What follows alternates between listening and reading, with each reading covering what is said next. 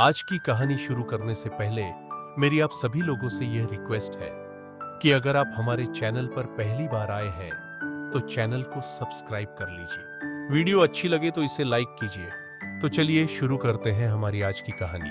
बात बहुत ही पुरानी है, जब एक कस्बे की एक सराय में एक नौजवान आकर ठहरा। वो नौजवान किसी दूर दराज के गांव से सफर करता हुआ आ रहा था। अभी उसने आधा सफर भी तय नहीं किया था कि रास्ते में ही रात हो गई और उसे उस छोटी सी सराय में ठहरना पड़ा।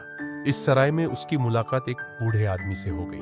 किस्मत की बात है कि वह बूढ़ा आदमी भी उसी गांव में जा रहा था जहां पर उस नौजवान ने जाना था। उस जमाने में लोग पैदल और बैलगाड़ियों पर ही लंबे लंबे सफर तय कर लिया करते थे।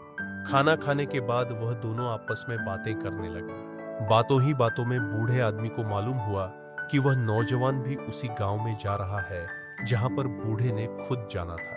बूढ़े आदमी ने कहा, बेटा, तुम भी चांदनगर जा रहे हो और मैं भी चांदनगर का रहने वाला हूँ। तुम वहां पर किसके घर जा रहे हो?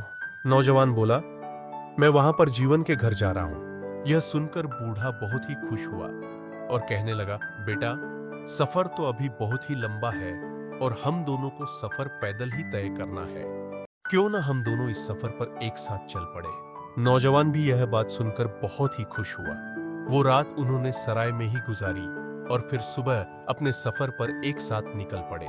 सफर पर चलने से पहले नौजवान ने कहा, बाबा, मेरी एक बात आप सुन लीजिए।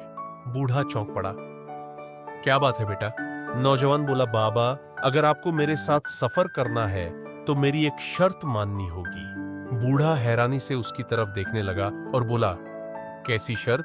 नौजवान मुस्कुराया और कहने लगा कि सफर के दौरान आप मुझसे कोई सवाल नहीं करेंगे, ना ही मुझसे किसी बात पर बहस करेंगे। बूढ़ा इस बात पर हैरान था, मगर कुछ पलों तक चुप रहने के बाद वह बोला, ठीक है भाई। मगर नौजवान ने कहा, मगर कुछ नहीं बाबा, यदि आपको मेरी शर्त मंजूर हो तो ही मैं आपके साथ चलने को तैयार हूं। बूढ़ा आदमी उसकी बात पर राजी हो गया और फिर वह दोनों पैदल ही निकल पड़े। सफर करते करते दोपहर हो चुकी थी। दोनों ने यह फैसला किया कि सफर की थकावट को दूर करने के लिए किसी घने पेड़ की छाया में बैठा जाए। उन्होंने एक घना पेड़ ढूंढा और दोनों उसकी छाया के नीचे बैठ। दोनों को भूख जोरों से लगी थी। उन्होंने अपना अपना खाना निकाला और बूढ़े आदमी ने कहा, चलो भाई, भगवान का नाम लेकर खाना शुरू करते हैं। नौजवान बोला, जरा ठहरो बाबा। यह कहकर नौजवान ने अपने सामान में से एक छतरी निकाली और खोलकर अपने ऊपर कर ली और खाना खाने लगा।